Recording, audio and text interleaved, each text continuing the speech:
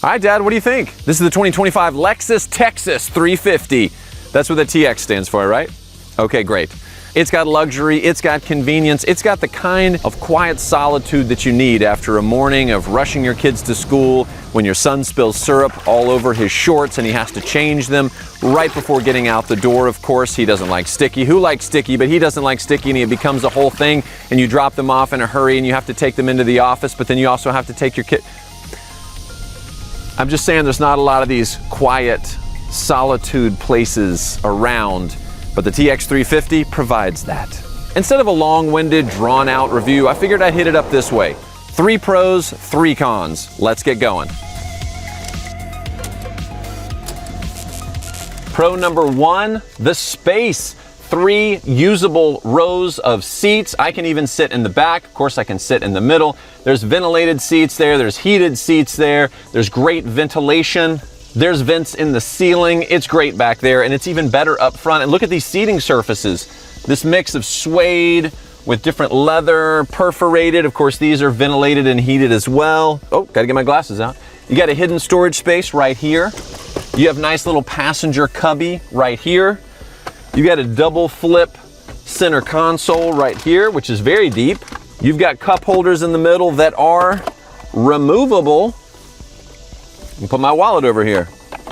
So if you got something bigger than just like a little coffee cup, you can stick it there.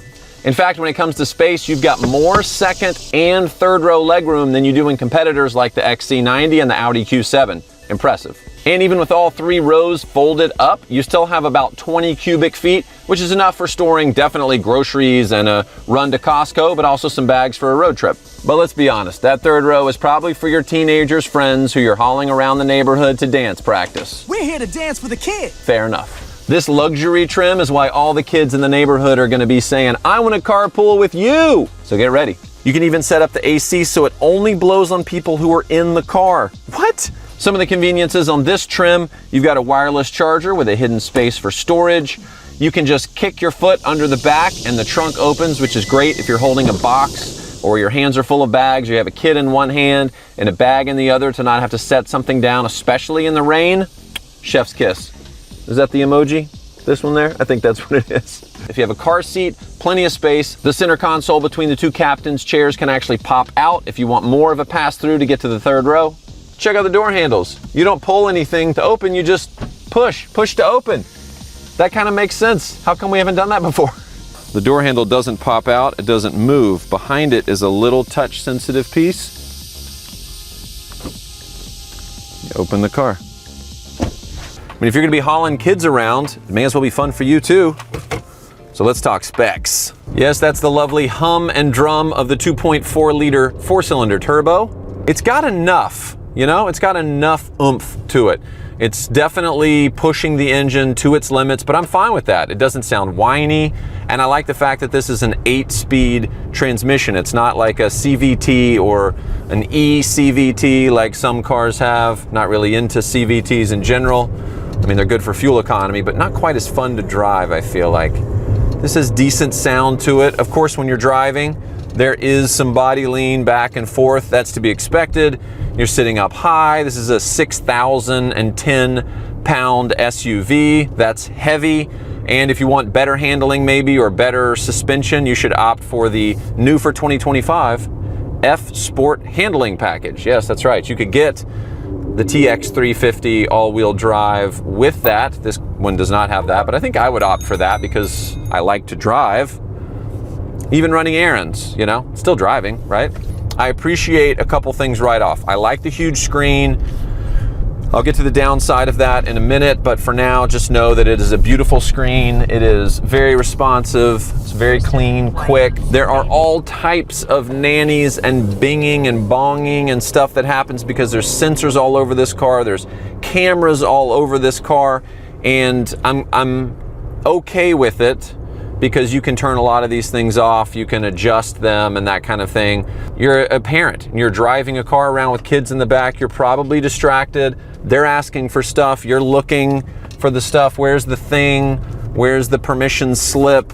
Where's that sheet of paper? Where's the pickup number for my kid? I gotta look for that. So I like that there's other things looking out for you. In fact, I was pulling out of the driveway, which is a very narrow driveway we have, and the front left, I think it would have made it, but the vehicle was like, the TX was like, hey, you're too close, I'm not comfortable, boom, and it stopped for me. And a big sign came up on the dash that said brake, and I was like, oh, okay. So that was nice, because even if you don't get in a wreck in your car, you certainly don't want to be scratching it up, something like this especially. I like the way the steering wheel feels. It's got the paddle shifters, which is really nice. Feels more like the steering wheel off like an IS or something, so it definitely has more of a sporty feel to it. You can use these controls that are not quite haptic, but they correspond to what's going on the head-up display. That's one of my gripes, which when we get to the gripe, I'll talk a little bit more about that. But overall, like the steering wheel, I like the dash. It's customizable, a couple of different views for you, which is great. I really like that there's a camera hard button down here. I can push that, instantly get the 360 view, because this has the upgraded tech package, I think is what it's called. And so the camera's really crisp and clean there, and it's very helpful. Something else that I like about this car, it's hard to really put into words per se, but it's just got like a nice casual vibe to it, you know? It's not ostentatious, but you do still have lots of luxury. I like the style. Let's talk about the style for a second. The unified spindle grille up front. I really like that. I got to go to Texas a couple years ago and see when they were talking about this design language, because Lexus and Toyota are based in Texas. So I got a chance to get kind of a first look at that when they were revamping the RX 350, and they've carried that design language over to their various cars. I really like it. I think it's a good look. I really like that squared off rear end. It's flat, squared. I like the Lexus script in the back. I think that's a good look. These are really nice wheels. They're upgraded. 20s are standard, but these are bigger. I think they're 21s or 22s.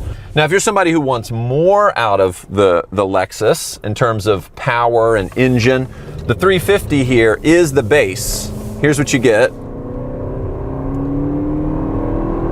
Okay. You can get the hybrid, which is the next step up, and then there's even, that's the 550, then there's the 550 Plus, which is the V6. A lot of people are hating on 4-cylinders these days, so if you want a V6, you got to go all the way up to that. But it also has a plug-in element. It's a plug-in hybrid, so that's kind of nice. You get your power, and you can have your earth-conscious, well-rested sleep as well. Of course, this is not a minivan, and that's kind of the whole point. If you want a minivan because you need tons and tons of storage, and maybe you've got some big car seats, you've got maybe a couple of really young kids, minivan, way to go.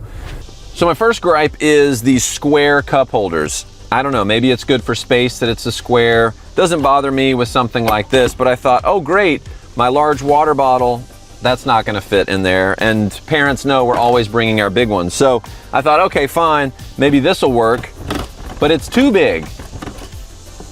Too small, too big. I'm looking for the Goldilocks cup holders. Come on, guys, let's do this. Doesn't work. Doesn't fit in the door either. That's a bummer. Gripe number 2 is the steering wheel controls. I like how everything's integrated and really nice, but to control some of the stuff like the radio, for instance, or if I want to skip tracks, I'm listening to a song and I want to go to the next one, because you know your kids are like, I don't like that one, I want to go to the next, and you're trying to be a good parent and manage all of this at the same time. You have to use it, and it pops up through the head-up display, but then when I tap it, it's not working, so I have to like basically hit it twice. But now I'm looking up here, which I guess is eyes on the road, but I'm also trying to figure out where's my thumb going on here.